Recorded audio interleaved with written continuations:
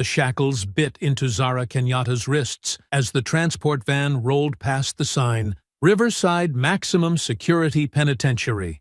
Something was catastrophically wrong. Riverside was the most dangerous male prison in the country. She wasn't supposed to be here. In fact, she wasn't supposed to be going to prison at all. Someone had set her up. Someone was trying to get her killed. But what the corrupt officials who had orchestrated her conviction couldn't foresee was the cold, tactical assessment happening behind her steady gaze as hundreds of violent male inmates sized up their new prey through barred windows. They thought that she would go down easy. They were wrong. Before we go any further, comment where in the world you are watching from and make sure to subscribe because tomorrow's story is one you don't want to miss. The shackles bit into Zara Kenyatta's wrists as the transport van bounced over another pothole. Through the reinforced window, she watched farmland blur past.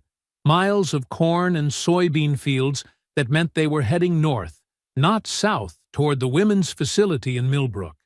She'd memorized the transport route during her 3 sleepless nights in county lockup. This wasn't it. "Driver!" she called through the partition. We missed the turnoff about 20 miles back. The guard riding shotgun turned around, his face a mask of bureaucratic indifference. "You'll get where you're going, inmate. Sit back and shut up." Zara pressed her lips together, forcing down the surge of military authority that wanted to bark orders. That woman, Staff Sergeant Kenyatta, was buried under layers of civilian identity for good reason. Here, she was just another convicted felon in an orange jumpsuit. The arrest still felt surreal. One moment she'd been reaching for milk in the grocery store cooler. The next, she was face down on linoleum with a knee in her back. "Zara Kenyatta, you're under arrest for armed robbery and conspiracy." The detective's voice had been matter-of-fact, like he was reading a shopping list. "There's been a mistake," she'd said, tasting blood from where her lip had split against the floor. Around her, other shoppers stood frozen, phones out, recording her humiliation. "Tell it to your lawyer." Her lawyer, David Steinberg, had been everything she'd hoped for when she'd scraped together the retainer fee. 30 years of criminal defense experience, a reputation for thorough preparation, a track record of winning impossible cases. He'd spent hours going over her alibi, tracking down witnesses, challenging every piece of evidence. "This case is garbage," he'd told her during one of their meetings. "The timeline doesn't work. The witness identification is questionable at best, and they have no physical evidence linking you to the scene. So why do I feel like I'm fighting uphill?" Steinberg had rubbed his temples, looking older than his 60 years. "Because District Attorney Brennan's running for re-election. He needs high-profile convictions, and bank robbery plays well in the media. He's throwing everything at this case." But even Steinberg's skill couldn't overcome a system that seemed determined to convict her.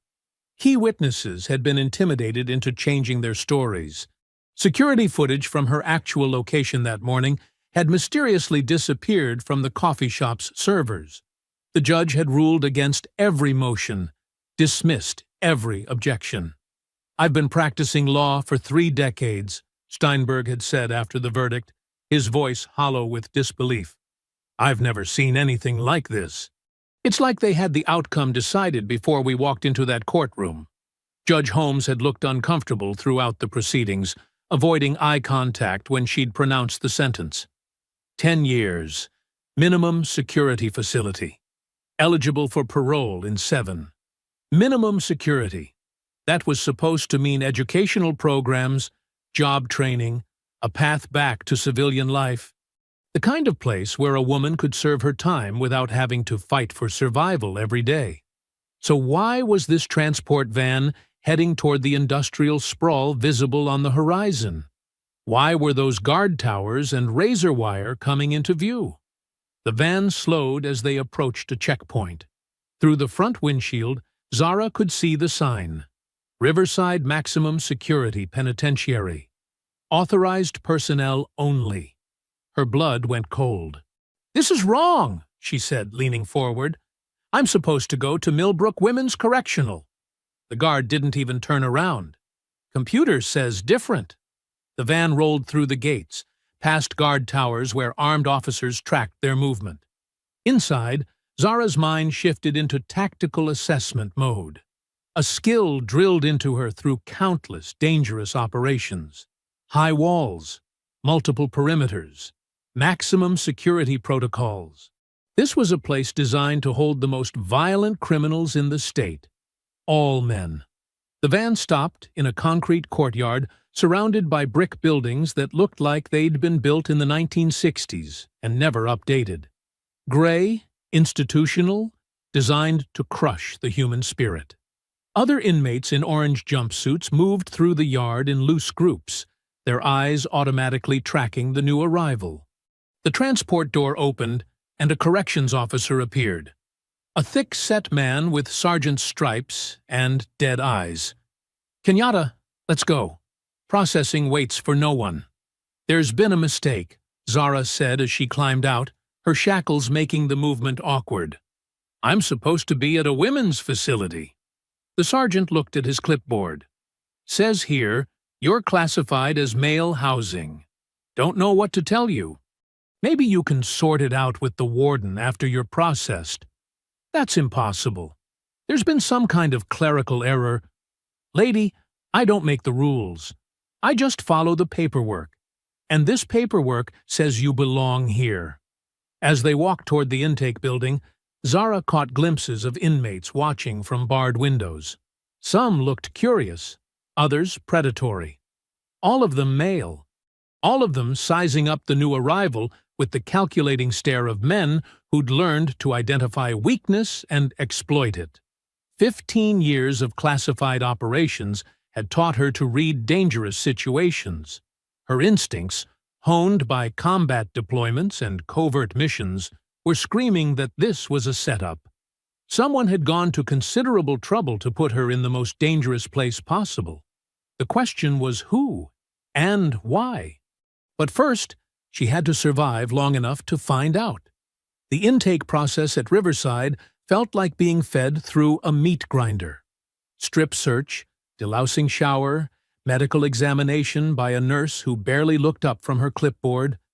Through it all, Zara maintained the 1,000-yard stare she'd perfected during military processing, giving nothing away while her mind catalogued every detail. "Any medical conditions we should know about?" the nurse asked, finally making eye contact. "No." "Medications?" "No." "History of violence?" Zara paused for a fraction of a second. 15 years of classified kills, but that wasn't what they were asking about. "No." The intake officer, a wiry man named Rodriguez, seemed genuinely confused as he processed her paperwork. "This is unusual," he muttered, squinting at his computer screen. "Classification says male housing, but—" He looked up at Zara, then back at the screen. "You got some kind of gender identity situation going on?" "I'm a woman. There's been a mistake." Rodriguez shrugged. "Above my pay grade. Warden Kemper will sort it out tomorrow. For now, you're going to Block C, General Population." "General Population?" Zara's voice stayed level, but internally alarms were screaming. "Shouldn't I be in protective custody until this gets resolved? Computer says Gen Pop. Computer's the boss." Across town, Vincent Caruso poured himself 3 fingers of scotch in his downtown office, the city lights twinkling below like stars. The defense contractor had built his empire on government connections and strategic patience, but tonight he allowed himself a moment of satisfaction. His phone buzzed with a text. Package delivered. Perfect. After 3 years of planning, Zara Kenyatta was exactly where he wanted her. The woman who'd cost him $40 million in Defense Department contracts was now trapped in the most violent prison in the state, surrounded by predators who'd been told she was a snitch. Caruso had learned patience from watching his enemies. When Staff Sergeant Kenyatta had exposed his company's fraudulent billing in Afghanistan, she'd thought she was serving justice. What she'd actually done was destroy his retirement plan and his daughter's trust fund. The Pentagon investigation that followed had blacklisted his company from future contracts. But Vincent Caruso was a patient man. He'd waited until she retired, until she was vulnerable. A few phone calls to the right people, some strategic campaign contributions, and suddenly, Zara Kenyatta was facing charges that would stick no matter how innocent she was. The beauty of it was the plausible deniability. If anyone asked, it was just bureaucratic incompetence that had sent her to the wrong facility. Computer glitches happened all the time. His phone rang. District Attorney Brennan. "It's done," Brennan said without preamble. "She's been processed into Riverside." "Any complications?" The intake officer seemed confused about the housing assignment, but he followed protocol. "She's in general population as requested." Caruso smiled. "And the communication restrictions?" "Standard for high-profile cases. No phone calls for the first week. Mail is delayed for security screening. Her lawyer won't even know where she is until the paperwork filters through the system." "Excellent. What about our friends inside?" "The guard you requested has been briefed. Word will spread that she's a federal informant by tomorrow morning." Caruso hung up and raised his glass in a silent toast. Justice, he'd learned long ago, was just another commodity to be bought and sold. Tonight, he'd finally gotten his money's worth. Back at Riverside, Zara followed Rodriguez through a maze of corridors that reeked of disinfectant and despair. The walls were painted institutional green, broken only by steel doors with small windows that revealed glimpses of cells beyond. "Chow's at 6. Lights out at 10, Rodriguez explained as they walked. "You'll get your work assignment tomorrow. Try to stay out of trouble." They stopped at cell 47.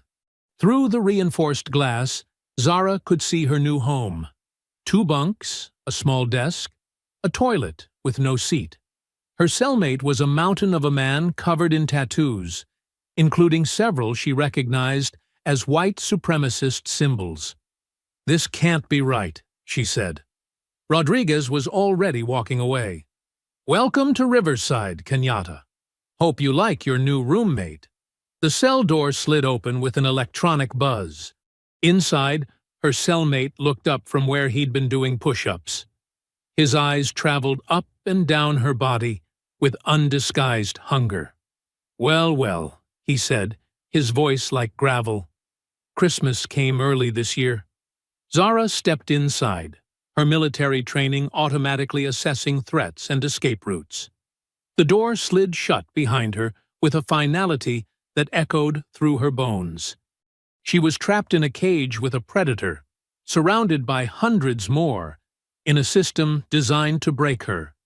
But Vincent Caruso had made one crucial mistake in his careful planning. He'd assumed that 15 years of military service had made her soft, that retirement had dulled her edge.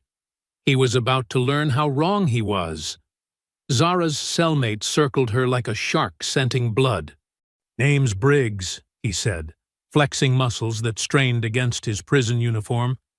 "Been here 8 years for what I did to the last woman who crossed me." "Noted," Zara replied, claiming the bottom bunk with deliberate calm. She'd faced down Taliban fighters and cartel assassins. She wouldn't be intimidated by a racist with anger issues. "You got some mouth on you." Briggs stepped closer, his breath reeking of cigarettes and something worse. "Gonna be fun breaking you in." Zara looked up at him with the same expression she'd used on fresh recruits who thought they were tough. "I sleep light, and I wake up fast. Touch me while I'm sleeping, and you'll wake up in the infirmary." For a moment, something flickered in Briggs's eyes. Uncertainty, maybe even recognition that this wasn't going to be as easy as he'd thought.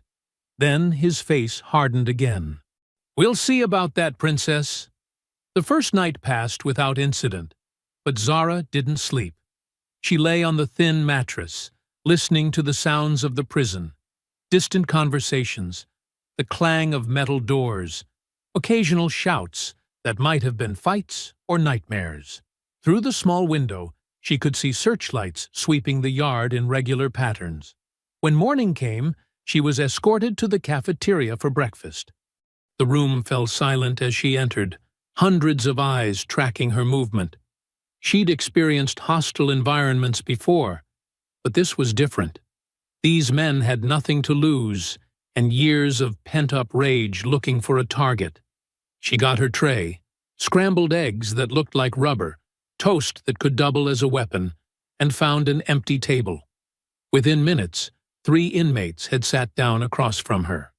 The leader was a lean man with prison tattoos covering his neck and hands. "You're the new fish," he said. It wasn't a question. "That's right. Word is, you're some kind of federal snitch. That true?" Zara met his gaze steadily. "Word's wrong. See, that's what they all say. But snitches got a smell to them, you know? And you," he leaned forward, "you smell like cop. I smell like someone who wants to eat breakfast in peace." The man laughed, but there was no humor in it.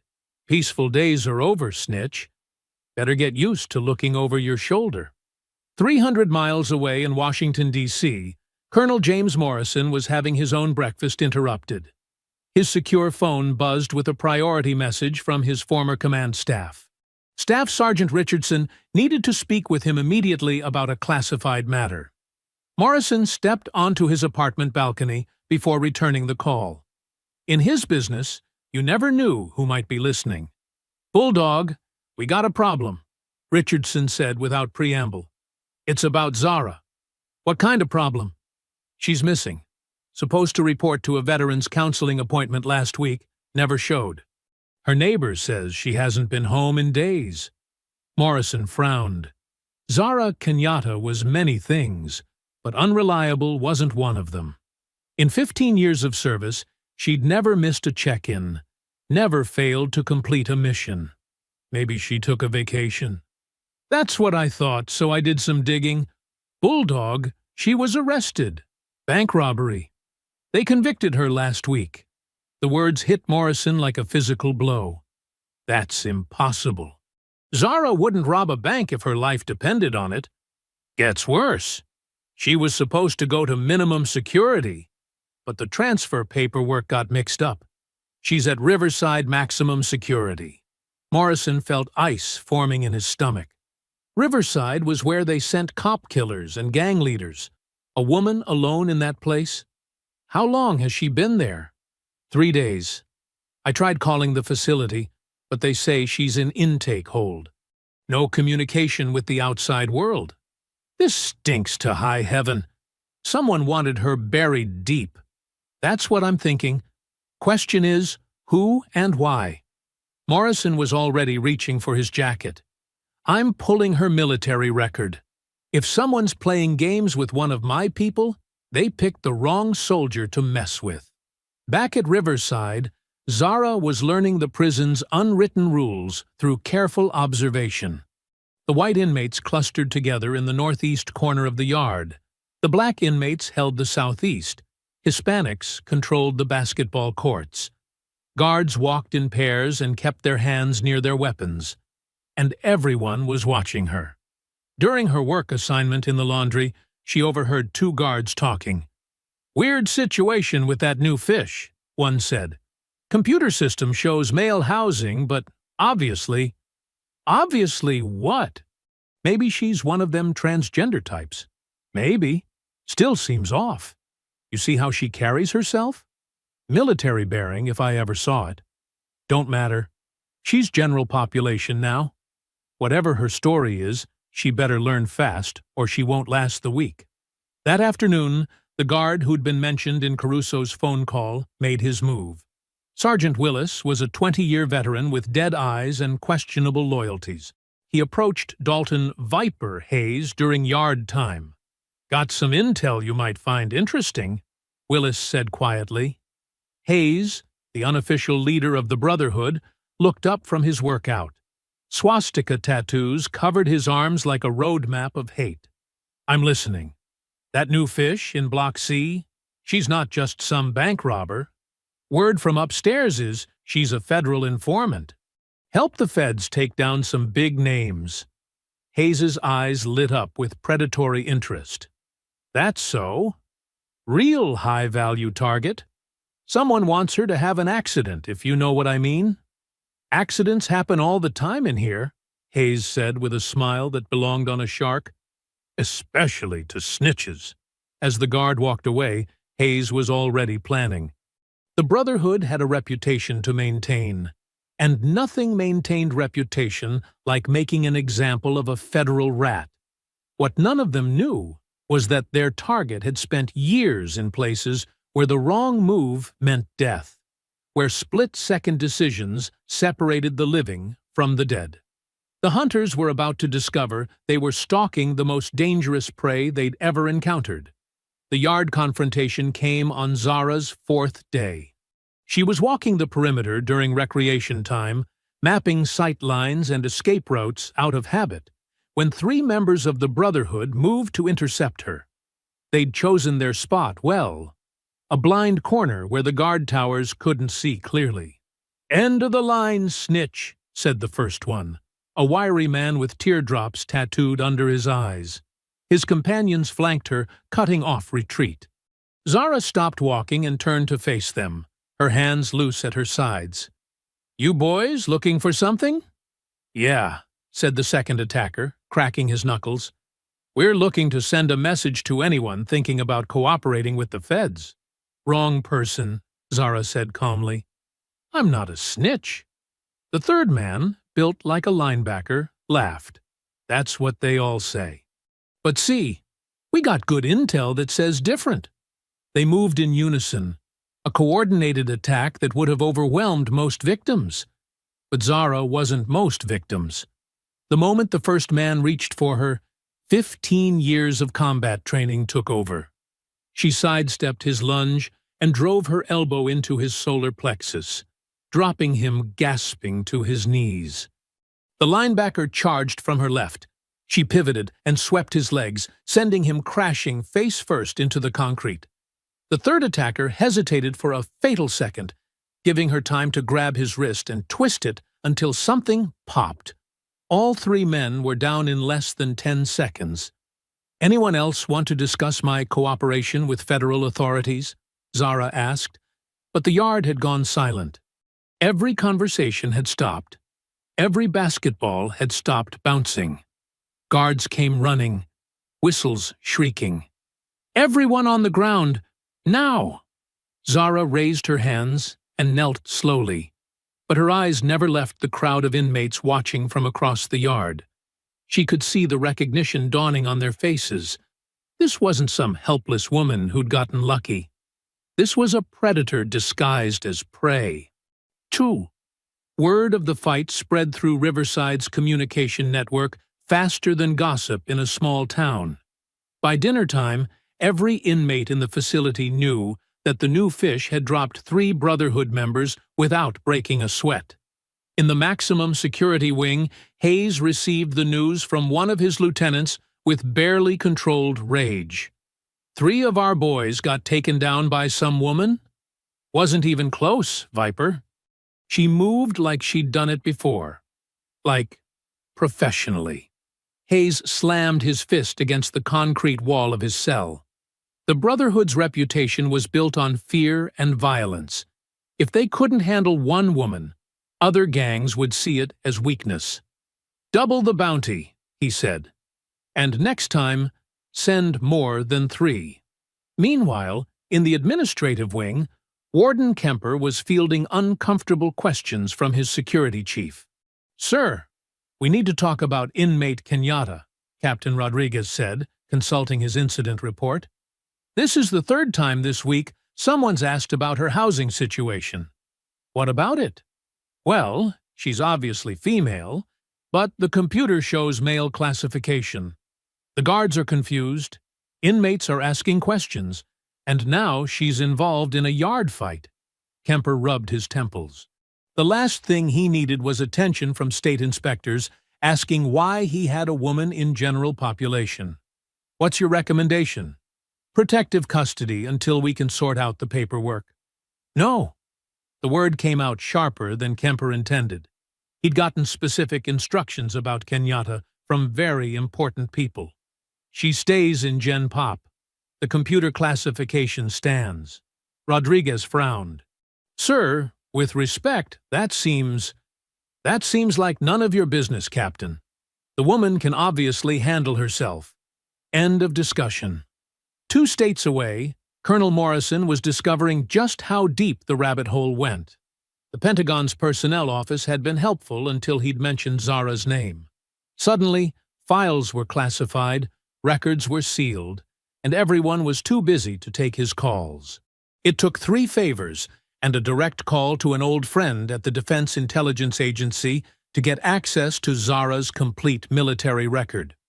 What he found made his blood run cold.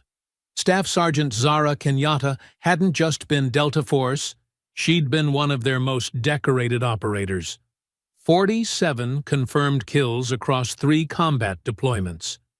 Expert marksman, hand-to-hand combat instructor, psychological warfare specialist. The kind of soldier who could disappear into hostile territory and emerge weeks later with intelligence that saved lives.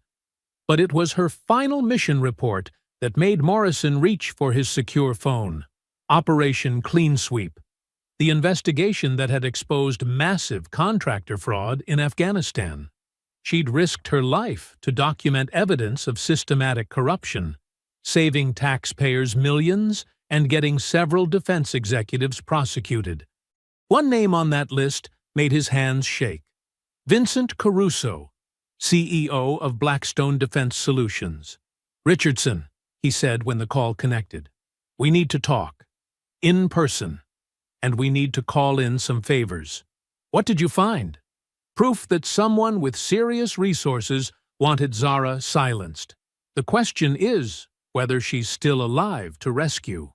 Zara's new routine at Riverside was built around survival. She woke before dawn, did bodyweight exercises in her cell, and made mental notes of which guards seemed sympathetic versus which ones looked at her like she was prey. The laundry assignment kept her hands busy, but her mind alert. Industrial machinery could be weaponized if necessary. Her reputation from the yard fight had created an invisible perimeter around her during the day. Most inmates gave her space, but she could feel eyes tracking her movement. Predators studying their target, looking for weaknesses. "You're making enemies fast," said Martinez, her work supervisor in the laundry. He was a lifer who'd earned respect through decades of avoiding trouble. Brotherhood's got long memories and short tempers. "Thanks for the warning." Wasn't a warning, was advice. "Maybe you should request protective custody before this gets worse." Zara folded another orange jumpsuit with mechanical precision. "Running away just delays the problem. Better to face it on my terms." Martinez shook his head. "Your funeral, lady." But the real threat wasn't coming from the Brotherhood, at least not yet. It was coming from her cellmate. That night, Zara lay on her bunk listening to the sounds of the prison settling into darkness. Briggs was unusually quiet on the top bunk, but she could hear him shifting, restless. Her instincts, honed by years of sleeping in hostile territory, kept her in that state between sleep and wakefulness, where the slightest sound would bring her to full alertness. The sound that woke her was fabric hitting the floor. Her eyes snapped open to see Briggs standing beside her bunk, his shirt discarded, moving with the careful steps of a predator approaching prey. In the dim light filtering through their cell window, she could see the intent in his eyes. He reached for her blanket. Zara exploded into motion. Her knee drove into his solar plexus as she rolled away from his grasping hands. He doubled over, gasping, but recovered faster than she'd expected. Years of prison fights had taught him to absorb punishment. He lunged at her again, trying to pin her against the wall. The cell was too small for extended combat. Every movement was close quarters, desperate. His hands grabbed for her arms, her throat, anywhere he could establish control. Zara twisted away from his grip and drove her elbow into his temple. He staggered but kept coming, desperation making him dangerous. When he grabbed for her again, she caught his wrist and applied pressure to the nerve cluster. His hand went numb, but he swung with his other arm. The blow caught her across the cheek, snapping her head back. But it also triggered 15 years of combat training. She wasn't a victim anymore. She was a soldier under attack. She trapped his arm, used his momentum against him, and drove him face first into the concrete wall. The impact was sickeningly loud. Briggs crumpled to the floor, blood streaming from his broken nose. Officer Thompson was doing his evening rounds when he heard the commotion from Cell 47. 23 years of corrections work had taught him to recognize different kinds of trouble, and this sounded like violence. He arrived to find Briggs unconscious on the floor, shirtless, and Kenyatta sitting on her bunk pulling her blanket around herself. The scene told a story he'd seen too many times before. "You okay?" Thompson asked quietly. Zara nodded, her breathing still elevated from the fight. "He tried to—" "I can see what he tried to do." Thompson's voice was grim as he looked at the evidence. "Medical emergency in Cell 47, he radioed. "Need a stretcher and security backup."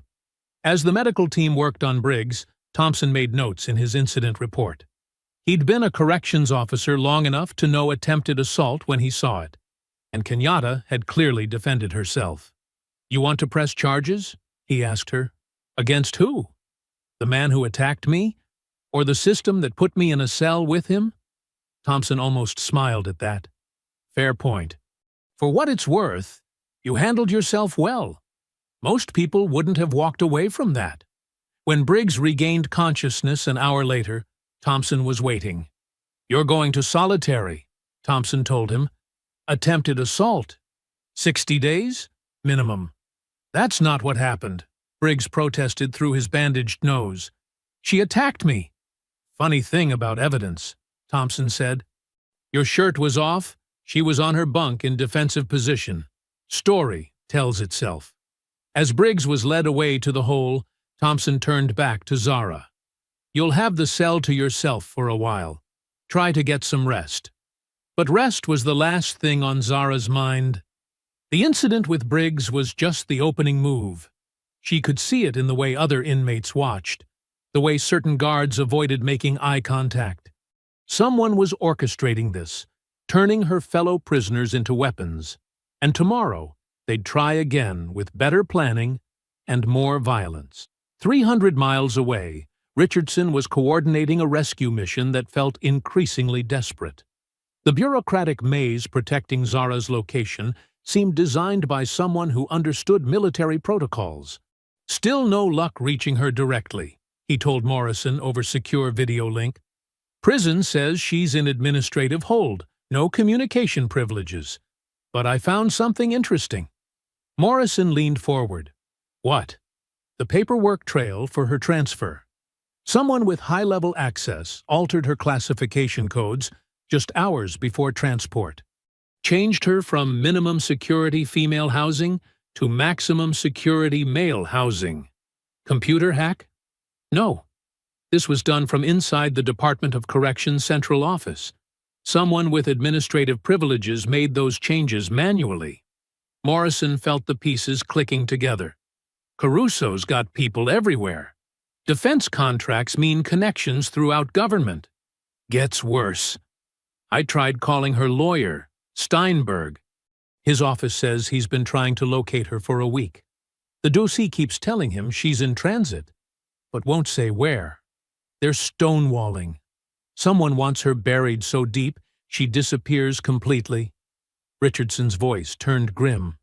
"Bulldog, if she's really at Riverside in general population, how long do you think she can last?" Morrison thought about the woman he'd trained, the soldier who'd volunteered for the most dangerous assignments without hesitation. Longer than they think. But not forever. We need to move fast. The whispers started on Zara's 6th day at Riverside. She first noticed them during her shift in the laundry. Conversations that stopped abruptly when she entered. Inmates exchanging meaningful glances across the workspace. Martinez avoided eye contact, suddenly finding urgent tasks that kept him busy. Something was building. "You hear that?" asked Thompson during evening rounds, pausing outside her cell. Zara looked up from where she sat on her bunk, her muscles still sore from the yard fight 3 days earlier. "Hear what?" "The quiet. Prison's never this quiet, unless something big is coming." He was right. The usual sounds of institutional life, shouting, laughter, arguments through cell walls, had been replaced by an eerie calm, like the moment before a storm when even the birds stop singing. "Any idea what?" Thompson shook his head. "Above my pay grade. But I've been doing this 23 years, and I know when the temperature's about to spike. You watch yourself." After he left, Zara lay back on her thin mattress and felt something she hadn't experienced since her first combat deployment. Genuine fear creeping into her chest like cold water. Not the sharp adrenaline of immediate danger, but the grinding dread of knowing she was trapped in an impossible situation with no end in sight. She'd handled the yard fight, survived Briggs's attempted assault, but those were isolated incidents. This felt different, systematic, coordinated. The entire prison ecosystem was shifting around her like a predator preparing to strike. Yarko the next morning brought fragments of overheard conversation that made her blood run cold. "Machine shop inventory's been going missing." Hayes called a meeting with all the shot callers. Someone's paying serious money. During breakfast, she noticed the seating arrangements had changed. Brotherhood members were scattered throughout the cafeteria instead of clustered at their usual tables, positioned to watch all exits. Other gangs that normally maintained strict territorial boundaries were sitting together, heads bent in quiet conference. The isolation was crushing. Every face she looked at held potential violence. Every conversation she couldn't hear might be planning her destruction. The cafeteria felt like a coliseum where she was the unwilling entertainment. Martinez finally approached her during the lunch break, his face grave. "They're planning something big," he said quietly, pretending to check her workstation. "Not just Brotherhood anymore. Hayes is reaching out to other factions." Zara felt ice forming in her stomach. "What kind of planning?" "The kind that ends with you in a body bag. Word is, someone on the outside put serious bounty money on your head, enough to unite gangs that normally kill each other on sight." "How much money?" "6 figures. That kind of cash changes everything in here. Makes enemies into allies, turns guards into accomplices. 6 figures. More money than most of these men would see in a lifetime. All for killing one woman." Zara's hands trembled slightly as she processed the implications. "Any timeline?" Martinez glanced around nervously. "Soon. They're organizing something coordinated. Not just a few guys jumping you in the yard. A full-scale operation." That night, alone in her cell with Briggs gone to solitary, Zara found herself staring at the concrete ceiling and contemplating her mortality. For the first time since her arrest, the reality of her situation hit her with crushing force. She was going to die here, not in some dramatic firefight or heroic last stand, but murdered for money by criminals who saw her as nothing more than a payday. Her body would be found in a bathroom or laundry room, another prison statistic that barely made the local news. The psychological weight was devastating.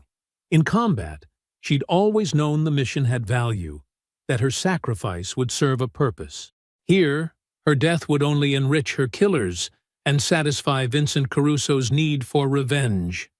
She thought about her small apartment, the quiet Sunday mornings with coffee and newspapers, the simple freedom of choosing what to eat, where to go, whether to speak or remain silent. Liberties she'd never appreciated until they were stripped away. The worst part was the uncertainty. How long could she survive? Days? Weeks? Every moment of peace could be her last. Every sound in the corridor could be footsteps coming to collect the bounty on her head. Her military training had prepared her for many things, but not for this. Being hunted by hundreds of predators in a confined space with no backup, no extraction plan, no hope of rescue. The fear was becoming paralyzing. She could feel it eating away at her discipline, turning her into exactly what her enemies wanted. A victim frozen by terror, easy prey for whoever made the first coordinated move. But alongside the fear, something else was growing. Determination. She might die in this place, but she wouldn't go quietly.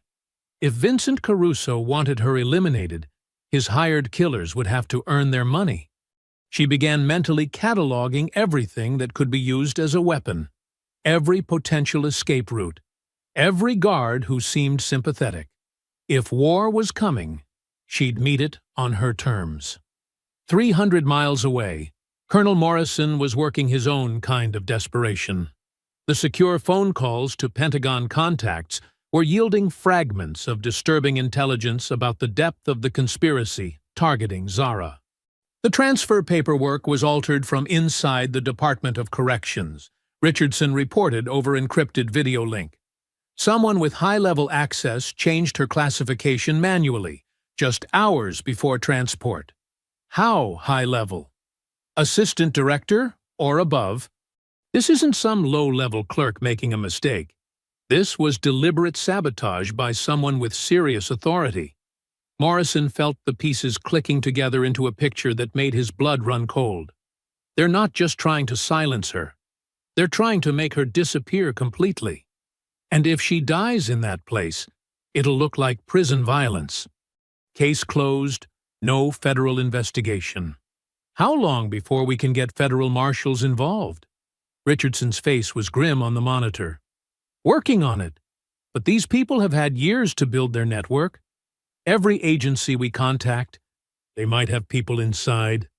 The call ended with both men understanding the terrible arithmetic of their situation. Federal bureaucracy moved slowly, corruption moved fast, and somewhere in that concrete fortress, Zara Kenyatta was running out of time. The bathroom situation had become desperate. For 8 days, Zara had avoided using the communal facilities, relying on the small sink in her cell and rationing water to minimize her needs. But basic human biology couldn't be ignored forever, and the lack of proper hygiene was becoming unbearable. She'd been watching the patterns, timing her movements for when the bathrooms were least occupied. Early morning, during the shift change, seemed safest, but as she approached the washroom near Block C, every instinct screamed danger. The corridor was too quiet. In a facility housing over 1,000 men, silence meant trouble. She almost turned back, but her body's needs overrode tactical judgment. Just a quick trip, she told herself. Get in, get out, stay alert. The bathroom appeared empty when she entered. 3 stalls, a row of sinks, fluorescent lights humming overhead. She moved quickly toward the nearest stall, but the door slammed shut behind her with a metallic clang. 6 men stepped out from where they'd been hiding. Behind the door, in the stalls, pressed against the walls. Brotherhood members, but also others she didn't recognize. The bounty had created strange alliances. "Well, well," said their leader, the scarred man from the yard. "There's our payday." They spread out, blocking every exit, moving with coordinated precision. Their eyes held predatory hunger mixed with calculated greed. "Been waiting for you to show up here," said a massive man with white supremacist tattoos covering his arms. "Knew you'd have to eventually. And when you did," he smiled, showing broken teeth. "Christmas morning." "6 figures," another one said, practically salivating. "Split 6 ways. That's still more money than any of us seen in our whole lives. Just gotta make it look right," the leader said, pulling a sharpened piece of metal from his waistband. "Prison violence. Happens all the time. Body gets found. Investigation goes nowhere. "I'm not who you think I am," Zara said, backing against the wall.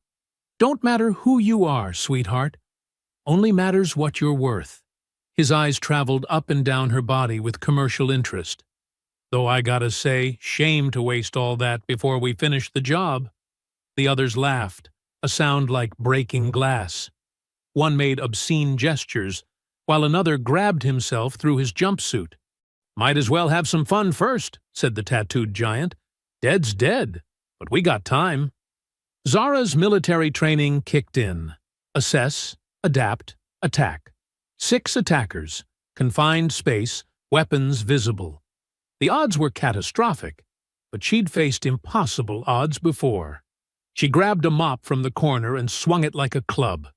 The handle caught the nearest attacker across the face, sending him stumbling backward with blood streaming from his nose. "Get her!" the leader shouted. "But keep her breathing till we're done." They came at her like a pack of wolves. The first man to reach her was the tattooed giant. His fist caught her across the jaw, sending her reeling into the sink. Stars exploded across her vision, but she managed to grab the soap dispenser and swing it into his temple. He dropped hard. "That's coming out of your cut," someone yelled. But 4 men remained, and they weren't playing anymore. One pulled a weighted sock from his jumpsuit, a classic prison weapon. 2 grabbed her arms, while a third drove his fist into her stomach. The air rushed out of her lungs and she doubled over, gasping. They slammed her against the wall, her head cracking against the concrete. "Hold her still," the leader said, his sharpened metal gleaming under the fluorescent lights. "Quick and clean. Then we collect." "Wait," said another. "Why rush? Guards won't check for 20 minutes. "Yeah," agreed a third, his voice dropping to something uglier than greed. "Been a long time since we had entertainment." His hands reached for her jumpsuit. Zara drove her knee up with desperate strength, catching him between the legs. He howled and staggered back, but the others tightened their grip. "Time's money," the leader said impatiently. "We ain't here for that. We're here for—" "Speak for yourself," interrupted the one with the weighted sock. "I say we get our money's worth." A fist caught her across the cheek, snapping her head sideways. Blood filled her mouth. Another blow to her ribs made her cry out in pain. They were arguing over her like she was already dead. "Finish it," the leader demanded.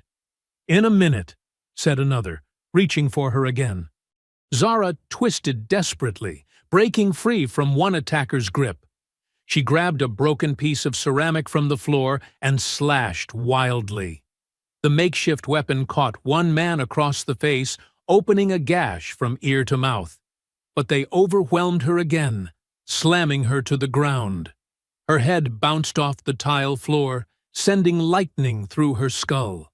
Strong hands pinned her arms. "Enough games," the leader said, raising his sharpened weapon.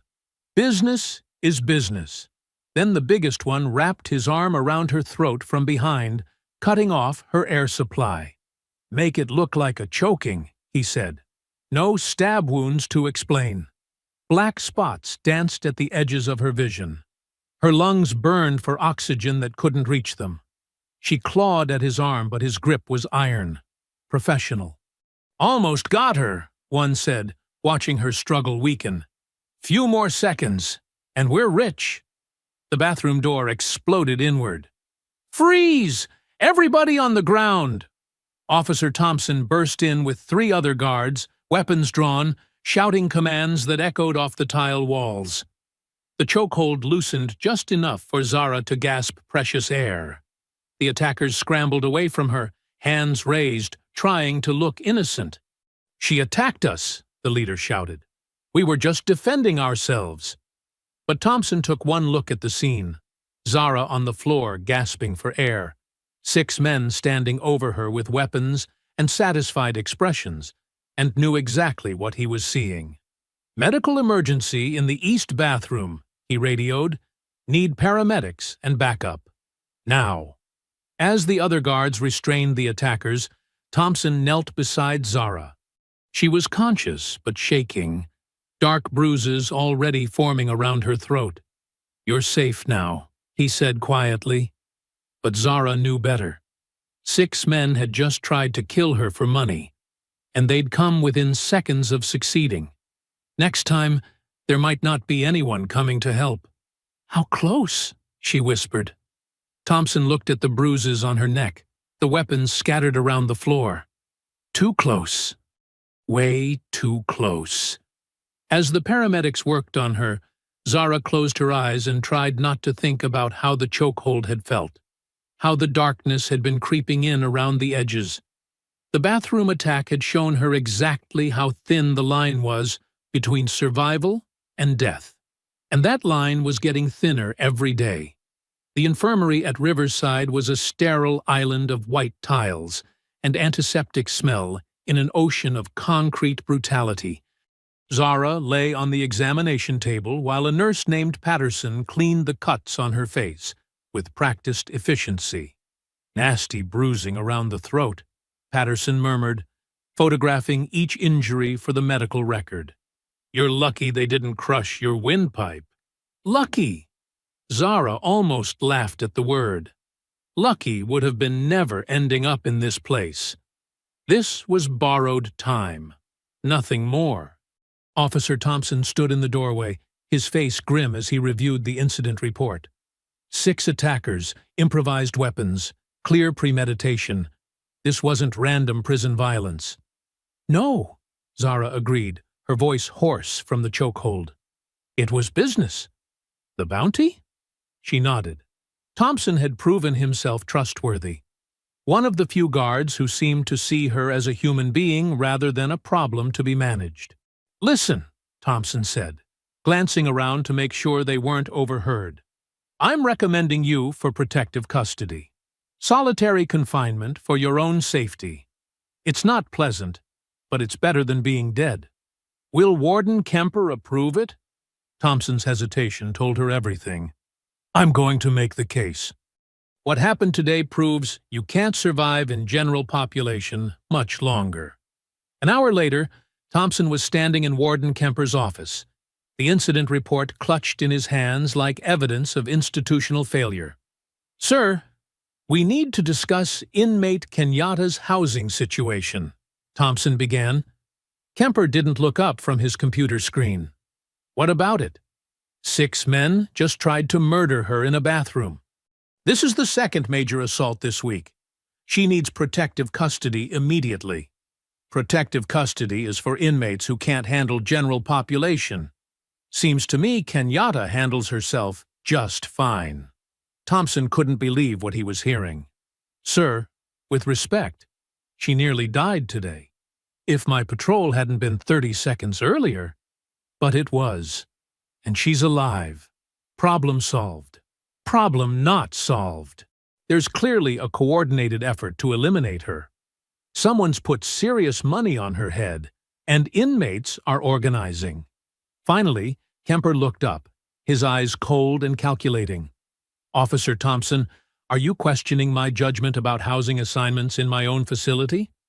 The threat in his voice was unmistakable. Thompson had 23 years on the job, 2 kids in college, a pension he couldn't afford to lose. But he also had a conscience. "I'm questioning why we're keeping a woman in general population when it's clearly a death sentence. The computer classification system assigned her to male housing based on her official records. I don't make the rules, I follow them. We both know that's garbage, sir. Someone manually altered those records. The question is why you're not fixing it." Kemper stood up slowly, his face flushing red. "That's enough. Officer Thompson, you're officially warned that any further insubordination regarding this matter will result in suspension pending review. Kenyatta stays in general population. End of discussion." Thompson left the office knowing he'd just signed his own career death warrant, but at least he'd tried. Meanwhile, word of the bathroom assault was spreading through Riverside's inmate communication network with the speed of wildfire. But instead of the intended intimidation, something unexpected was happening. 6 guys to take down 1 woman. Martinez said during evening chow, his voice carrying just far enough for nearby tables to hear. And she still fought them off. Brotherhood's looking weak, agreed another lifer. Used to be 3 of them could handle anybody. Now they need half a dozen just to corner a female. In the maximum security wing, Hayes was discovering that failed assassination attempts came with hidden costs. His lieutenant brought him the bad news during dinner. Word's spreading that we can't handle one target, the lieutenant said. Other gangs are starting to ask questions about our capabilities. Hayes slammed his fist on the metal table. Then we increase the pressure. Double the number of men next time. That's gonna be a problem. Half the Brotherhood's in the infirmary from her previous fights. The other half are starting to wonder if this bounty's cursed. Cursed? Hayes's voice dropped to a dangerous whisper. It's not cursed. It's just one woman with some training. We overwhelm her with numbers. And if that brings federal attention? If too many bodies pile up and investigators start asking questions. Hayes hadn't considered that angle. Prison violence was expected, but mass casualties would trigger outside scrutiny. The kind that could expose the financial arrangements keeping him comfortable. Then we get creative. Make it look like an accident.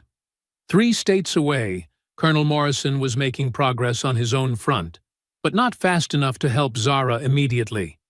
His secure phone buzzed with an update from Richardson. "I've got good news and bad news," Richardson reported. "Good news is, I've identified the Pentagon contact who helped arrange Zara's frame-up. Deputy Assistant Secretary Martin Webb, currently on Caruso's payroll as a consultant. And the bad news? Webb's covering his tracks fast. Documents are disappearing, witnesses are getting transferred to overseas postings, and the evidence trail is going cold." Morrison felt time slipping away like sand through his fingers. "How long before we can get federal marshals to extract her?" "Working on it. But these people have had years to build their network. Every agency we contact might have compromised personnel. Then we go around them. Military channels, Special Operations Command. That'll work. But it takes time to cut through the bureaucracy. And time is something Zara might not have." The call ended with both men understanding the terrible arithmetic of their situation. Help was coming, but the question was whether Zara could survive long enough to receive it. Back at Riverside, Zara was experiencing the psychological aftermath of coming within seconds of death. The infirmary had released her back to general population, despite Thompson's protests. And now she sat in her empty cell trying to process what had almost happened. The bruises around her throat were darkening to deep purple, a visible reminder of how close she'd come to asphyxiation. But the physical damage was nothing compared to the mental impact. For the first time since her arrest, she'd felt truly helpless. Not outgunned or outnumbered. Helpless. Completely at the mercy of men who saw her death as profit and her suffering as entertainment. The worst part was knowing it would happen again. Soon. The next attempt would be larger, more coordinated, probably successful. The bathroom attack had been a rehearsal. The real performance was yet to come. She thought about writing a letter to her sister, some final message to explain what had happened. But what would she say? That the justice system had failed so completely that an innocent woman could be sentenced to death by bureaucratic conspiracy? That the country she'd served with honor had abandoned her to predators who measured her life in dollar signs? The sound of footsteps in the corridor made her tense. Every noise now carried the potential for violence. But it was only Thompson, making his evening rounds with an expression that told her the protective custody request had been denied. "I'm sorry," he said quietly. "I tried. I know you did. This isn't over. I'm going to keep pushing, maybe contact some people outside the system." Zara appreciated his optimism, but she knew the math better than he did. Time was running out, the attacks were escalating, and the people orchestrating this had resources she couldn't match. The next attempt might succeed, and if it did, she'd die not as a soldier serving her country, but as a victim of corruption too deep to fight. But until that moment came, she'd keep fighting. Because giving up meant they'd won, and Zara Kenyatta had never learned how to surrender. Outside the prison, the call came at 2:47 a.m., jerking Colonel Morrison from a restless sleep. His secure phone's encryption protocols meant only the most urgent classified communications could reach him at this hour. "Bulldog, we got him," Richardson's voice crackled through the encrypted line. "Webb just made a critical mistake." Morrison sat up, instantly alert. What kind of mistake? He tried to have the Pentagon investigation files destroyed, but used his own access codes, left a digital fingerprint that ties him directly to evidence tampering. "We have him cold. How fast can we move?" Federal marshals can be mobilized within 6 hours. But there's a complication. Caruso's accelerating his timeline. "Our sources indicate something big is planned for tomorrow." Morrison felt ice in his veins. After 10 days at Riverside, Zara had survived multiple assassination attempts, but her luck couldn't hold forever. How big? Mass casualty event designed to look like a prison riot. She gets lost in the chaos. Body never found. Jesus Christ! Can we get word to her? Negative. All outside communication is still blocked. She has no idea help is coming. Morrison was already reaching for his clothes. Then we better move fast.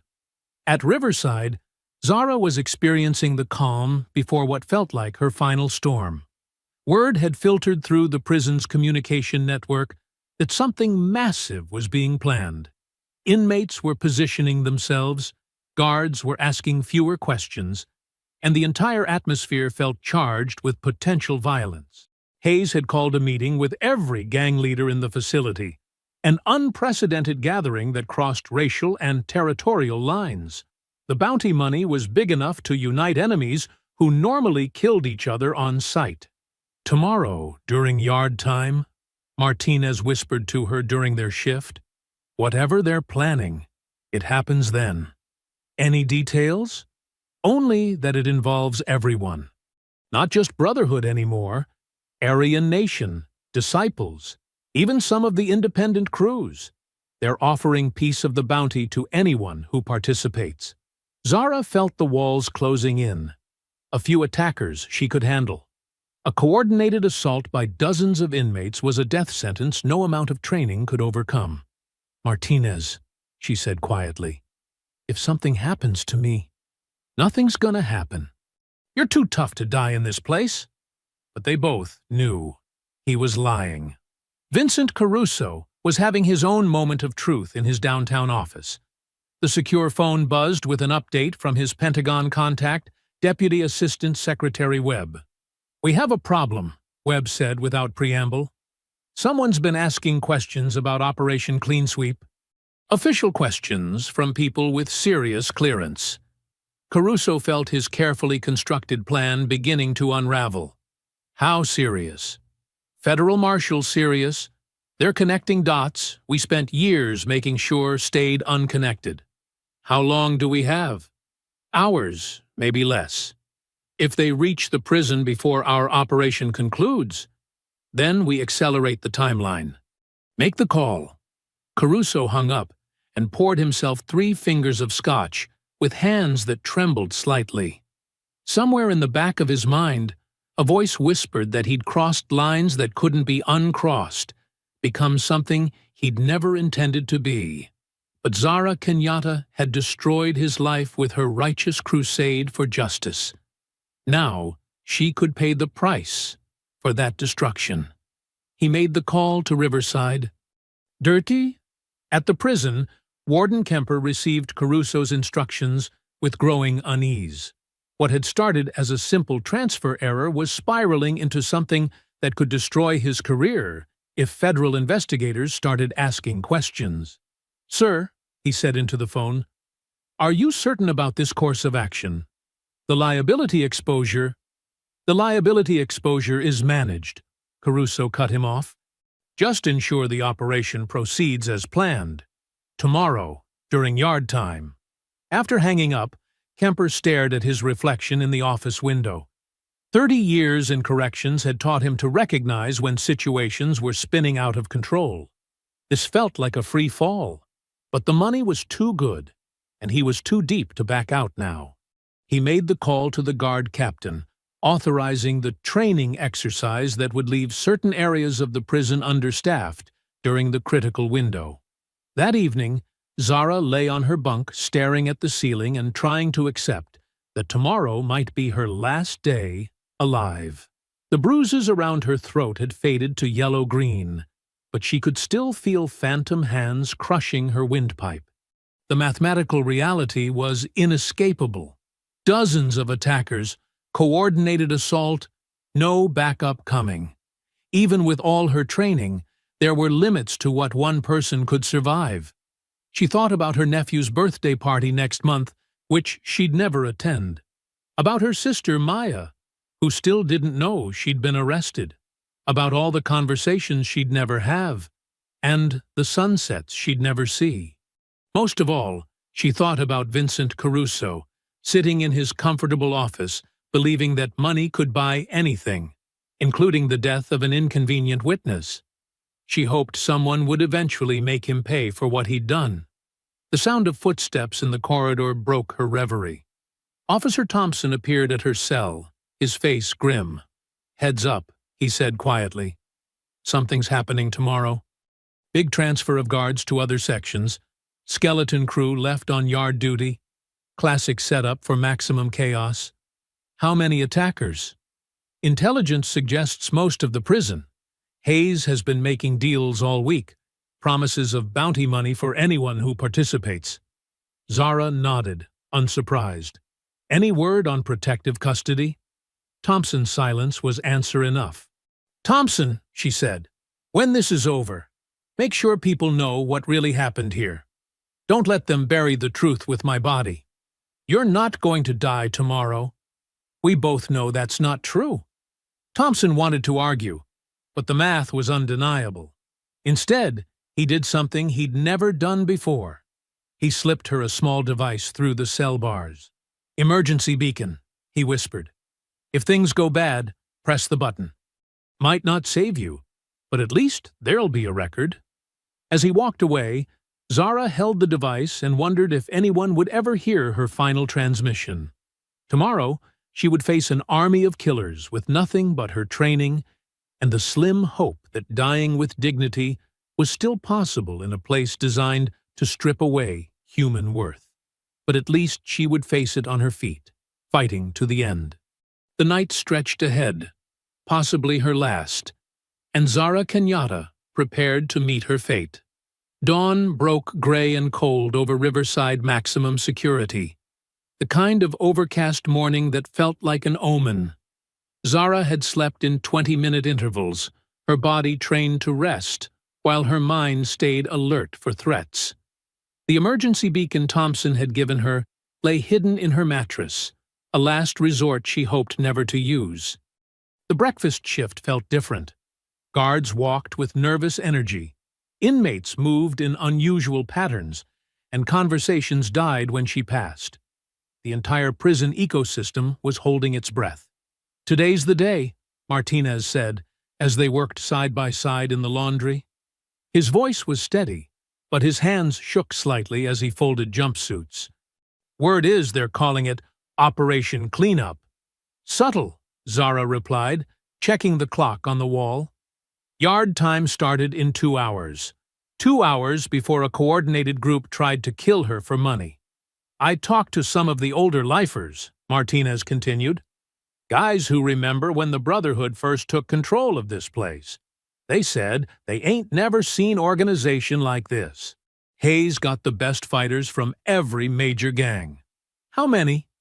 15, maybe 20 inmates, all carrying improvised weapons, all with the same target. The cream of the crop. Guys who know how to handle themselves in a fight. Zara felt something cold settle in her stomach. 20 trained fighters in a coordinated assault was beyond impossible odds. It was a massacre waiting to happen. "Martinez," she said quietly, "you need to stay away from the yard today. Don't get caught up in this." Thought about it. But if I'm going to watch someone die for doing the right thing, least I can do is remember her name. The words hit Zara harder than any punch she'd taken. For 10 days, she'd felt completely alone in this concrete hell. Knowing that one person would witness her last stand, would remember that she'd died fighting, meant more than she could express. "Thanks," was all she managed. 300 miles away, Colonel Morrison was coordinating the most important mission of his career from the back of a speeding SUV.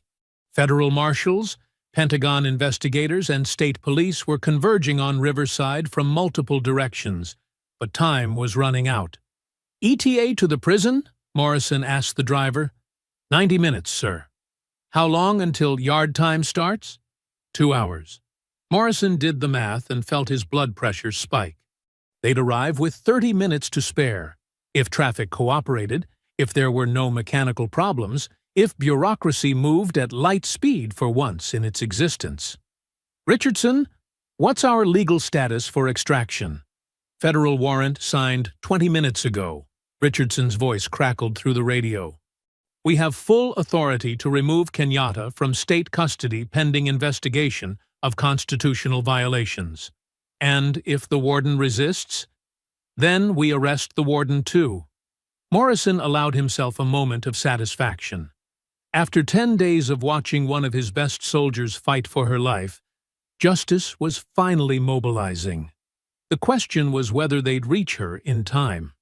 At Riverside, Warden Kemper was discovering that orchestrating a murder came with unexpected psychological costs. He sat in his office staring at security monitors that showed select inmates moving through the facility with predatory purpose, all heading toward the same objective. His secretary knocked on the door. "Sir, there's been a development. Federal marshals are requesting permission to enter the facility." Kemper felt ice in his veins. "When?" "They're at the main gate now. Something about extracting a prisoner for federal investigation." The timing was catastrophically bad. In 30 minutes, Zara Kenyatta would walk into the yard where 20 of the prison's most dangerous inmates waited to kill her. If federal agents reached her first— "Stall them," Kemper ordered. "Bureaucratic delays, lost paperwork, whatever it takes." "Sir, they have federal warrants." "I don't care if they have presidential orders. Buy me 30 minutes. As his secretary left to delay the inevitable, Kemper reached for his phone to call Caruso. This operation was spinning out of control, and someone needed to make a decision about how far they were willing to go. Suture in the maximum security wing, Hayes was giving his final briefing to his hand-picked strike team. 20 men sat in the meeting room, the most skilled fighters from every major gang, united by the promise of substantial bounty money. "Yard time starts in 1 hour, Hayes announced. "Target will be escorted to the recreation area as usual. Once she's inside the fence, all exits get blocked." "What about guards?" asked Marcus Blade Williams from the Disciples. "Skeleton crew today. Most of them have been transferred to other duties for a training exercise. The few remaining know to look the other way." "And if federal heat comes down after?" Hayes smiled coldly. "Prison fight gone wrong. Happens all the time. Target got caught in the crossfire. Tragic accident. Case closed." The assembled fighters nodded agreement. 20 inmates armed with shanks, weighted socks, and improvised clubs would converge on one woman. Even with her training, the numbers were overwhelming. But what none of them knew was that their target had spent 15 years in places where the wrong decision meant death, where split-second reactions separated the living from the dead. They were about to discover that some prey fought back harder than expected. Back in her cell, Zara was making final preparations for what felt like her last battle. She'd fashioned weapons from available materials: a sharpened toothbrush handle, metal strips torn from her mattress frame, cleaning chemicals that could blind attackers. The arsenal was pathetic compared to what she'd face, but it was better than nothing. She thought about the emergency beacon hidden in her mattress. Thompson had risked his career to give her that lifeline. If things went bad, when things went bad, she'd at least leave a record of what had really happened. The sound of approaching footsteps made her look up. Officer Thompson appeared at her cell, his face grave. "Time for yard detail," he said, but his eyes held a message. "This is it." "Any last-minute changes to the schedule?" she asked, hoping against hope. "Negative. Full yard time, standard recreation period." Zara nodded and stood up. Her legs felt steady despite everything. 15 years of military service had taught her how to function under extreme stress. "Thompson," she said as they walked toward the yard, "whatever happens out there, you tried to do the right thing. Don't let anyone tell you different. You're not going to die today." "Maybe not, but if I do, make sure my sister knows I was thinking about her." They reached the entrance to the yard. Through the reinforced glass, Zara could see inmates scattered across the recreation area in seemingly random patterns, but her trained eye recognized the deployment. Blocking positions, weapon concealment points, coordinated fields of fire. 20 killers waiting for one target. The door slid open with an electronic buzz. Beyond it lay concrete and razor wire, gray sky, and waiting death. Zara Kenyatta took a deep breath and stepped into what might be her final battlefield. Behind her, Thompson watched with growing dread as the door sealed shut. In his pocket, his radio crackled with an urgent message about federal agents at the main gate. Help was coming. But it might be 30 minutes too late. The yard at Riverside felt like a coliseum as Zara stepped onto the concrete. Gray sky pressed down like a lid, and the air hummed with anticipation. 20 inmates were scattered across the recreation area in seemingly casual positions, but her military eye recognized the tactical deployment immediately. Hayes stood near the basketball court, his scarred face wearing a satisfied smile. "Welcome to your retirement party, sweetheart." The first attack came within seconds. 2 Brotherhood members rushed her from opposite sides, a classic pincer movement designed to overwhelm through coordination. But they were thinking like street fighters, not soldiers. Zara sidestepped the first attacker's lunge and drove her elbow into his temple as he passed. The impact dropped him like a stone. The second man pulled a sharpened piece of metal, but she was already moving, grabbed his wrist, twisted until bone snapped, and watched the weapon clatter across concrete. 2 down in less than 10 seconds. "Holy shit," someone whispered. The remaining 18 circled her like wolves, their initial confidence evaporating. They'd expected a quick kill, easy money. Instead, they were watching their targets dismantle trained fighters with surgical precision. "Spread out," Hayes barked. "Don't give her room to maneuver." But instead of rushing her again, they began playing a different game. They moved in slowly, forcing her to constantly turn and watch multiple angles. One would feint forward, drawing her attention, while others shifted position behind her. "Getting tired yet?" called out Marcus Williams, the Disciples fighter. He held a weighted sock that could crush a skull with one swing. "We got all day." "Yeah," agreed another, brandishing a sharpened toothbrush. "This is fun, like hunting deer." They were toying with her, she realized, letting fear build, exhaustion set in, making her burn energy on constant vigilance. It was actually smart tactics. Use their numbers to wear her down psychologically before moving in for the kill. "Come on, federal snitch," Hayes taunted. "Show us what Uncle Sam taught you." Zara kept moving, kept her back to the fence when possible, conserved energy while tracking all 18 threats. Her heart hammered against her ribs, but her breathing stayed controlled. Panic was luxury she couldn't afford. One attacker, a massive man with teardrops tattooed under his eyes, stepped closer than the others. "Heard you was special forces. That true?" "Why don't you find out?" Zara replied. He laughed and swung his improvised club in a lazy arc, not trying to hit her but testing her reflexes. When she dodged, two others moved fractionally closer. They were hurting her, she realized. Slowly contracting the circle, eliminating escape routes, preparing for the final rush. Professional tactics that told her someone with real training had planned this operation. "You know what's funny?" Hayes called out, enjoying himself now. "All that training, all those missions, and you're gonna die for money in a prison yard." Kinda poetic. Another feint from her left made her pivot, and she caught a glimpse of something that made her blood freeze. One of the attackers was holding what looked like a real knife. Not a sharpened piece of metal, but an actual blade that had no business being in a maximum security prison. "Where'd you get that?" she asked. "Friends in high places," the knife wielder replied. "Someone really wants you dead." The circle tightened another step. 18 men, multiple weapons, nowhere to run.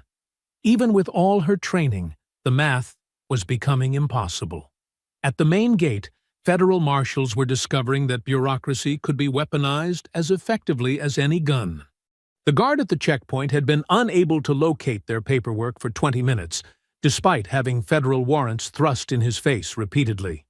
"Sir, I understand your urgency," the guard said with practiced bureaucratic calm. "But prison security protocols require—" "Move aside," Colonel Morrison ordered, stepping forward with military authority that could cut through red tape. "We're coming through with or without your cooperation." "Sir, I cannot allow unauthorized—" Morrison pulled out his Pentagon identification and held it 6 inches from the guard's face. "I am Colonel James Morrison, United States Army Special Operations Command. The woman you're holding is one of my soldiers, and she's in immediate danger. You will open that gate now, or I will have you arrested for obstruction of justice." The guard's resolve crumbled. "Yes, sir. Right away, sir."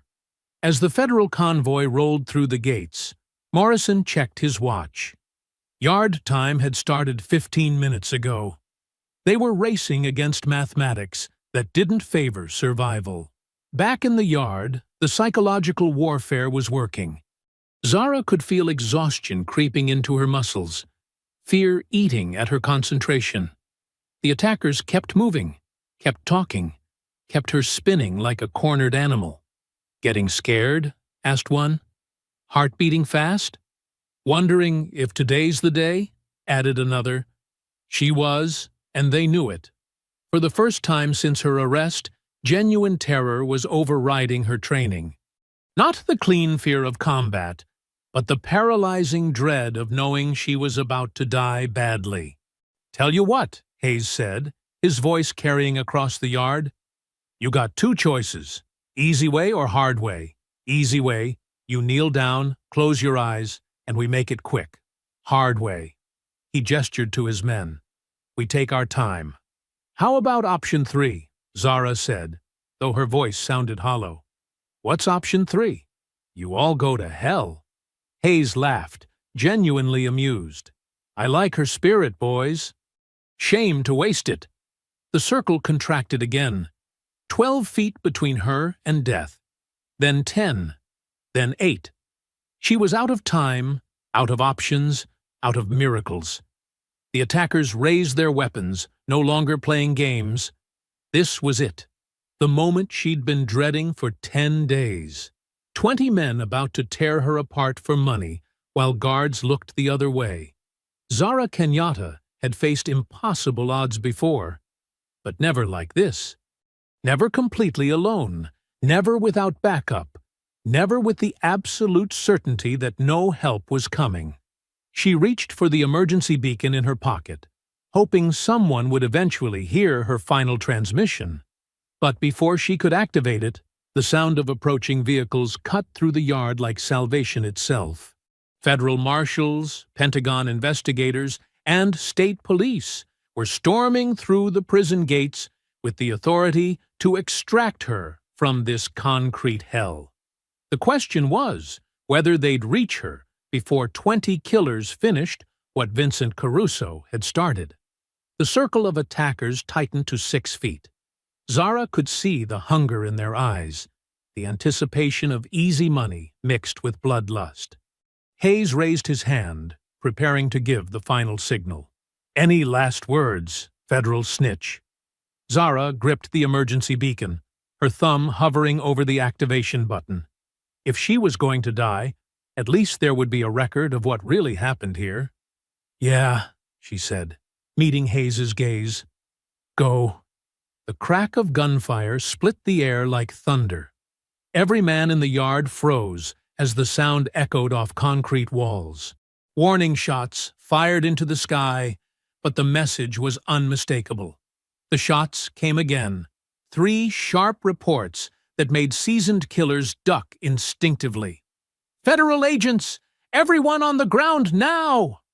The voice boomed across the yard through a megaphone, carrying the authority of the United States government. Through the chain-link fence, Zara could see black SUVs disgorging armed federal marshals in tactical gear. "What the hell?" Hayes spun toward the commotion, his carefully planned execution suddenly complicated by outside interference. "Hands where we can see them! Now!" More gunshots rang out, deliberate warning shots that made even the most hardened inmates reconsider their life choices. The circle around Zara began to waver as men looked between the easy target in front of them and the federal agents storming the facility. "Federal marshals!" shouted Marcus Williams. "Man, I ain't getting shot over no bounty money." He dropped his weighted sock and backed away, hands raised. 2 others followed his lead, then 3 more. The perfect coordination of the attack was crumbling under the weight of self-preservation. "Hold the line!" Hayes screamed. "They can't shoot us all!" But his authority was evaporating. Half his men were already backing away from Zara, unwilling to risk federal bullets for gang loyalty. The mathematics of the situation had shifted dramatically, from 20 against 1 to maybe 8 diehards against federal agents with automatic weapons. "Inmate Kenyatta, stay where you are! Help is coming!" The voice belonged to Colonel Morrison, though Zara couldn't see him through the chaos. Hearing her former commanding officer's voice was like receiving absolution. Someone who mattered knew she was innocent, knew she didn't belong here. "You hear that?" she called to Hayes. "Game's over." But Hayes was too deep to back down now. His reputation, his power, his entire identity within the prison hierarchy depended on completing this kill. Federal agents or not, he couldn't afford to look weak. "Take her down!" he roared at his remaining men. "Now, before they get through the gates." 8 men rushed her simultaneously, the last of the true believers, the ones whose loyalty to Hayes outweighed their fear of federal consequences. But the gunshots had shattered their coordination, turned their methodical attack into desperate chaos. Zara used their desperation against them. When the first attacker reached her, she grabbed his arm and used his momentum to throw him into 2 others. They went down in a tangle of limbs and improvised weapons. A sharpened piece of metal whistled past her ear as she ducked and rolled. The man wielding it overextended, giving her the opening to drive her knee into his ribs. The crack of breaking bone was audible even over the shouting from the gates. "Federal agents approaching the yard!" "All inmates, cease hostile activity!" More warning shots cracked through the air. Through the fence, Zara could see armed marshals cutting through security barriers with industrial tools. They'd be in the yard within minutes, but minutes were eternity in close combat. Hayes himself came at her with a real knife, the blade that had no business being in a maximum security prison. His face was twisted with rage and desperation, knowing that failure here meant the end of everything he'd built. "Should have taken the easy way," he snarled, slashing at her throat. Zara leaned back, feeling the blade pass inches from her jugular. She grabbed his wrist and twisted, but Hayes was stronger than the others, more experienced. He drove his knee toward her stomach while maintaining his grip on the knife. She barely avoided the blade on his backswing, the metal opening a shallow cut across her forearm. Blood began to flow, but adrenaline kept the pain at bay.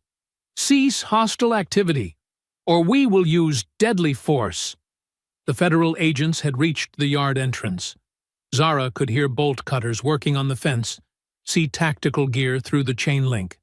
Help was 30 seconds away, but Hayes wasn't giving up. He pressed his attack, using the knife with skill that spoke of years killing in confined spaces. Each slash forced Zara to give ground, to burn energy she couldn't spare. "Federal agents ain't gonna save you," he panted between attacks. "Gonna finish this before they get through that fence." Two of his remaining men flanked her, while Hayes kept her attention focused forward. She was being cornered again, but differently this time, with the sound of approaching rescue echoing across concrete, with hope mixing poison with desperation. The fence behind the federal agents finally gave way, with a screech of tortured metal. "Go! Go! Go!"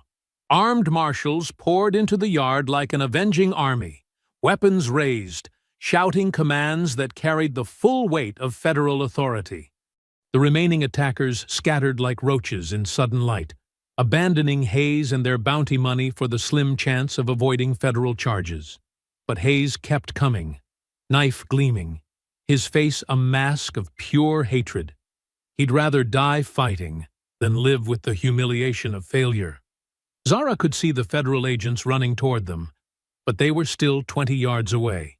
Hayes was 3 feet away with a knife, and he only needed one good cut to finish what Vincent Caruso had started. The blade flashed toward her heart. She caught his wrist at the last second, both hands wrapped around his arm, straining to keep the point away from vital organs.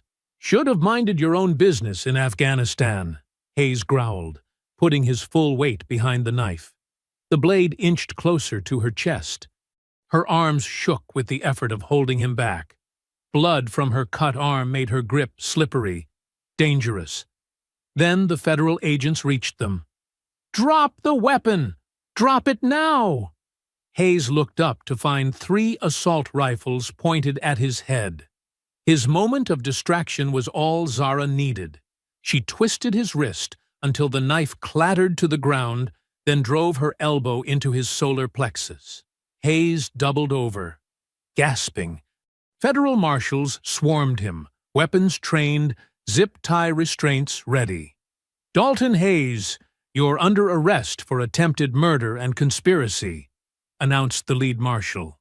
"You have the right to remain silent." As Hayes was dragged away in restraints, Zara finally allowed herself to collapse to her knees on the concrete. 10 days of hell were over.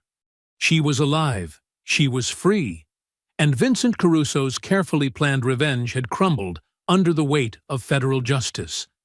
Colonel Morrison appeared beside her, his face a mixture of relief and fury. "Soldier," he said quietly, "let's get you out of here." The federal extraction from Riverside felt surreal after 10 days of hell. Zara sat in the back of an armored SUV, a blanket around her shoulders and a paramedic checking her vitals, watching the prison's razor wire disappear behind them. The cut on her arm had been bandaged, but the deeper wounds would take longer to heal. "How are you feeling?" asked Colonel Morrison from the seat beside her. "Like I've been in a war zone," Zara replied, her voice hoarse from the chokehold that had nearly killed her. "Which I guess I have been." The federal marshals arrested 23 inmates on conspiracy charges, Richardson reported from the front seat. "Hayes is looking at life without parole. The others are cooperating in exchange for reduced sentences." Through the SUV's bulletproof windows, Zara watched suburban Virginia roll past. Strip malls, gas stations, the ordinary world that had continued existing while she'd fought for her life in concrete hell. It felt like returning from another planet. What about the corruption investigation? she asked. Morrison's face hardened. Vincent Caruso was arrested 2 hours ago at his corporate headquarters. The FBI seized his computers, financial records, everything.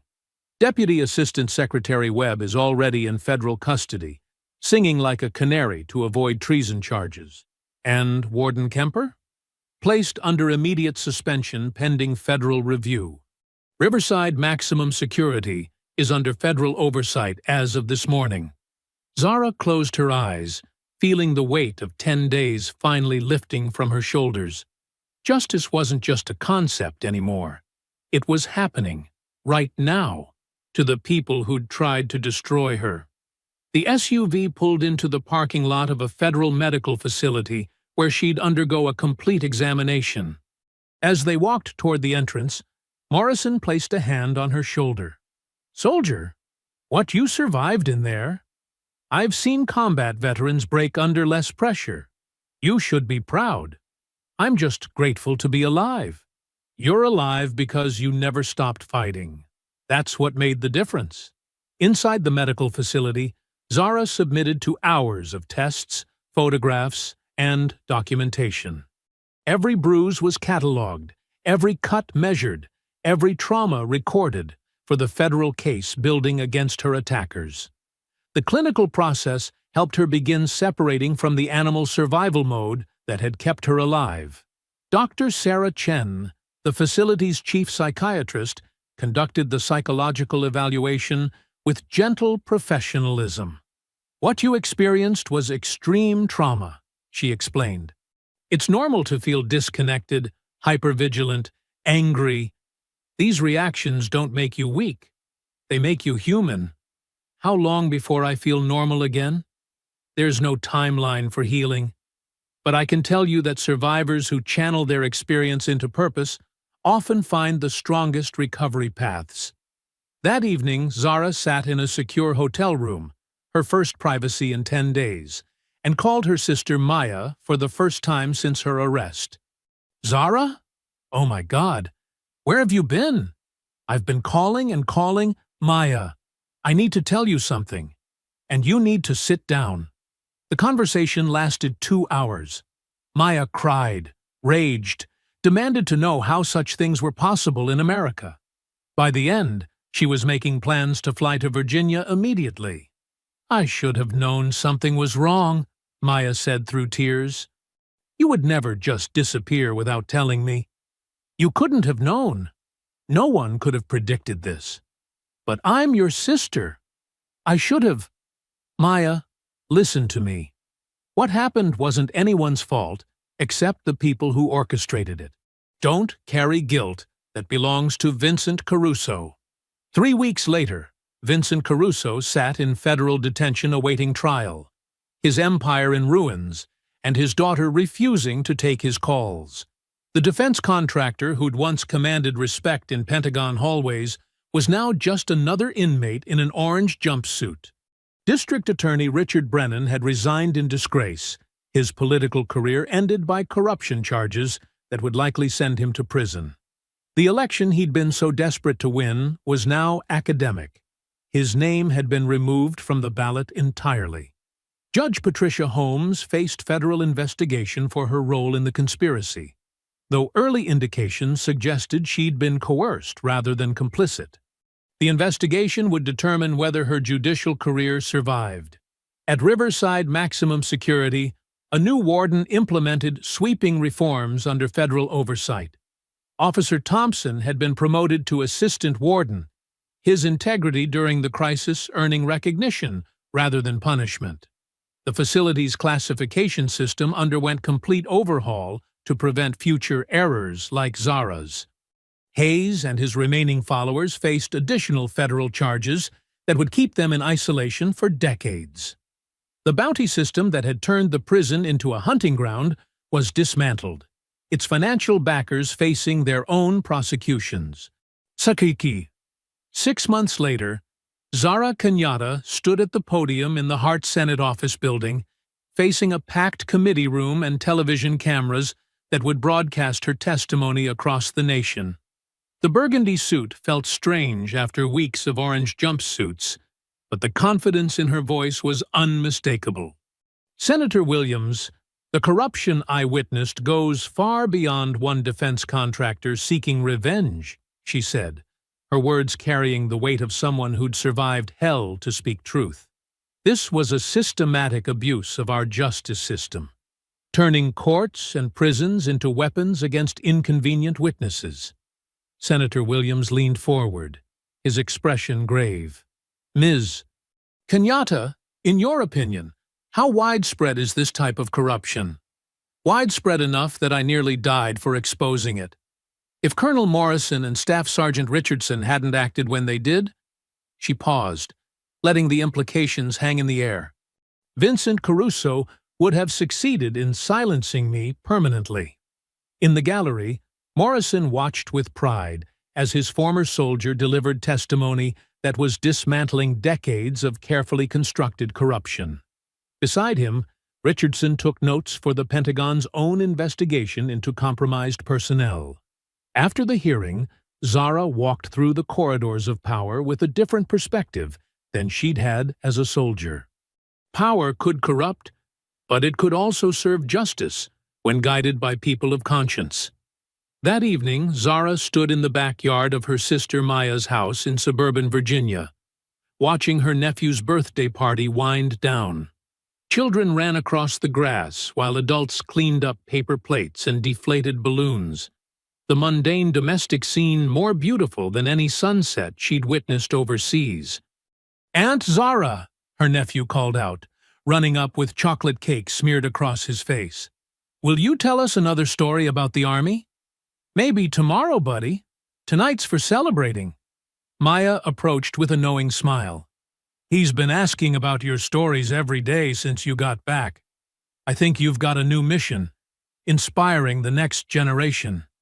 "The next generation doesn't need to learn about war," Zara replied.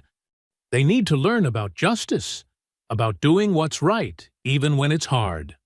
"Is that what you're planning to do? With the training center?" Zara nodded. The settlement from her federal lawsuit against the Department of Corrections had provided enough funding to establish something unprecedented, a facility that trained survivors of institutional violence in self-defense, while providing legal advocacy for others trapped in similar situations. "First class starts next month," she said. 15 women who've been failed by the system but refuse to stay victims. "And the name?" Zara smiled, watching her nephew chase fireflies in the gathering dusk. "The Kenyatta Institute for Justice and Resilience. Has a nice ring to it, don't you think?" Maya hugged her sister, both women understanding how close they'd come to losing each other forever. "I think it's perfect." As darkness settled over the suburban neighborhood, Zara felt something she hadn't experienced in years: peace. Not the temporary quiet between missions, but the deep satisfaction of knowing her skills would now serve protection, rather than destruction. Vincent Caruso had tried to bury her in concrete and corruption, but instead, he'd forged something stronger. The woman who emerged from Riverside Maximum Security wasn't the same soldier who'd been arrested in a grocery store parking lot. She was something new, a warrior for justice who understood that the most important battles weren't fought with weapons, but with truth. Her phone buzzed with a text from Colonel Morrison. "Proud of you, soldier. Semper Fi."